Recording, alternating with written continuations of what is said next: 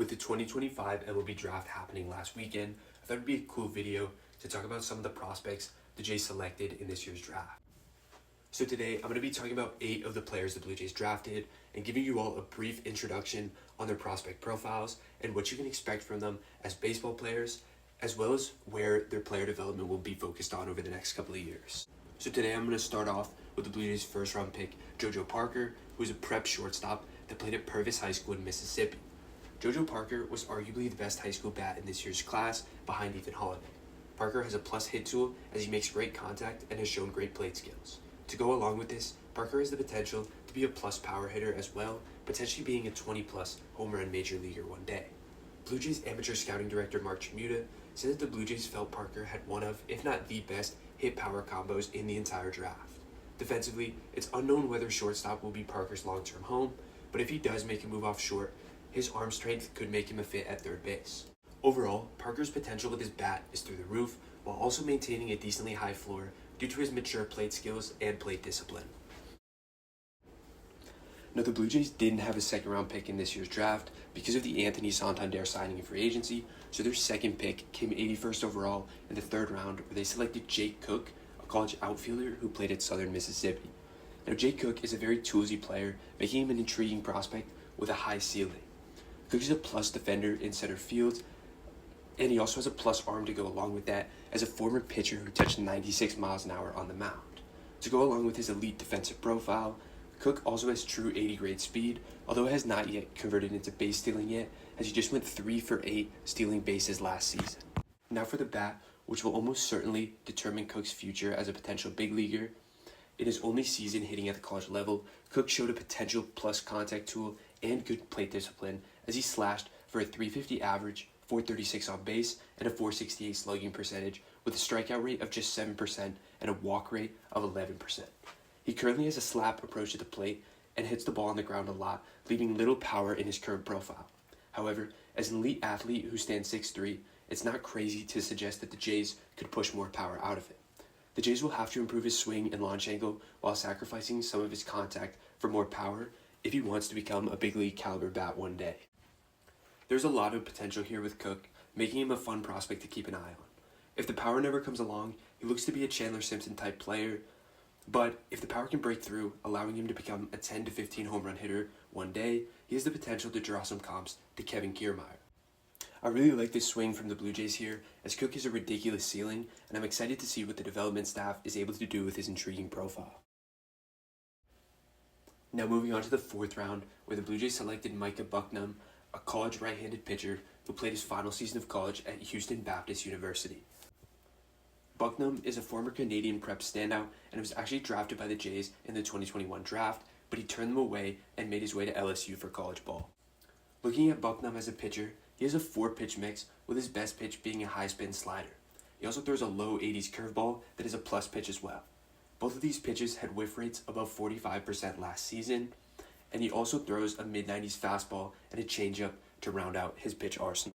Bucknam's slider and curveball are both MLB caliber pitches, so his point of development will be focused on his fastball and changeup.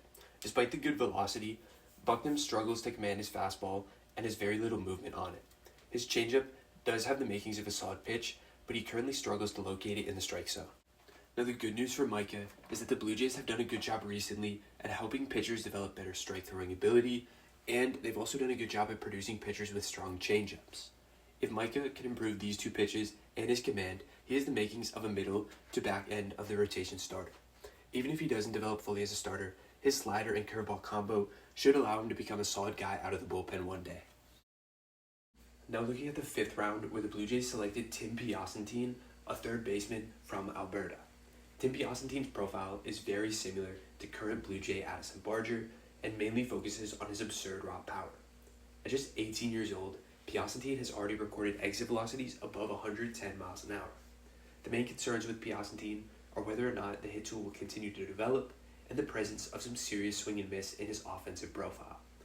Piacentine will need to prove his ability to attack and consistently make good hard contact against breaking pitches, as well as improving his plate discipline in order for him to succeed throughout the minor leagues. Piacentine has a plus arm in the field, but lacks defensive range, leaving his defensive positioning in limbo. However, The main reason to be excited about Piacentini is the bat, which has the potential to produce 30 plus home runs one day.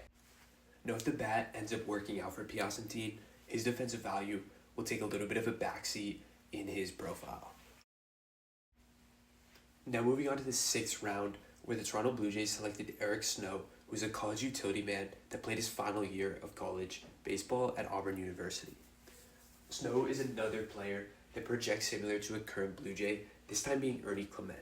Snow is a great contact hitter at the plate, posting an 86% contact rate in his final year of college baseball and possessing good plate skills and swing decisions. Defensively, Eric Snow is a utility man that can play all positions around the diamond except for first base, but he projects best as a second baseman in pro ball.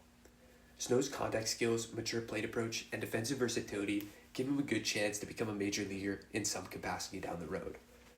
In the 9th round, the Blue Jays selected Carson Ligon, a right-handed pitcher who played at Mississippi State.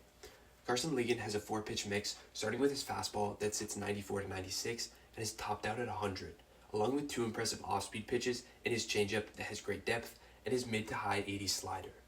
Ligon has been able to generate a good amount of swing and miss on both of these pitches. He also has a curveball that he mixes in sometimes. Ligon's biggest issue has been his command, as he struggled with walks throughout his college career, having 8 walks per 9 in 2024 and 4.6 walks per 9 in 2025. The arm itself is intriguing, but Carson's path to the big leagues will be dependent on his ability to improve his command. If things don't work out as a starter, his pitch mix could play up out of the pen, giving him the potential to be a high-leverage reliever in the future. In the 11th round, the Toronto Blue Jays selected Jared Spencer, who is a college left-handed pitcher that played at the University of Texas. Spencer has an outstanding 3-pitch mix, headlined by his 88-mile-per-hour slider, which is a plus pitch and generates lots of whiffs and chase from batters. He also throws a 94 to 96 mile-an-hour fastball and a changeup, both of which should be above average pitches at the next level. Jared Spencer had a great start to the season in 2025 after transferring from Indiana State to Texas. In 10 starts, he posted a 3.27 ERA and struck out 66 batters in 52 and a third innings. Spencer had put himself in a position to be a potential first-round pick before his season was unfortunately ended due to a shoulder injury that required surgery. This pick could prove to be great value for the Jays in round 11 if Spencer can return as the starter he was pre-injury. However, due to the nature of shoulder injuries, Spencer could be pushed to the bullpen where his pitch mix would likely play up. Spencer's future as a potential impact pitcher will be dependent on him returning to form and staying healthy in the future. In the 12th round, the Blue Jays made another overslot pick, this time being Blaine Bullard, a prep outfielder from Texas. Bullard is the 3rd prep bat that the Blue Jays took this year, and his upside is just as intriguing as the rest of them. A projected 3rd to 4th round pick, Bullard is a switch hitter with good bat-to-ball skills and the ability to hit to all fields. The power has not fully come along just yet, but he shows solid bat speed and good raw power. The Jays are banking on that raw power turning into more game power as he grows into his 6'2" frame. Bullard is a plus runner and a great athlete, making him an above-average defender in center field, as well as a great base runner. There is true 5-tool potential here for Bullard, but the bat will need to continue to come along in order for him to reach the big leagues one day. Looking at this year's draft class as a whole, I think Blue Jays' new amateur scouting director, Marc Tramuta, absolutely knocked it out of the park. He was able to shift the Blue Jays' draft approach and went big fish hunting in the selections he made this year. The Blue Jays were able to add 4 high-upside position players, as well as 3 intriguing arms that will enter a rising farm system that already has great depth as is. Now, although not all these picks will work out, it's exciting to see the Jays shift away from their typical low-risk draft approach and take multiple high-upside swings on some prep bats. Thank you to everyone who stayed until the end of the video.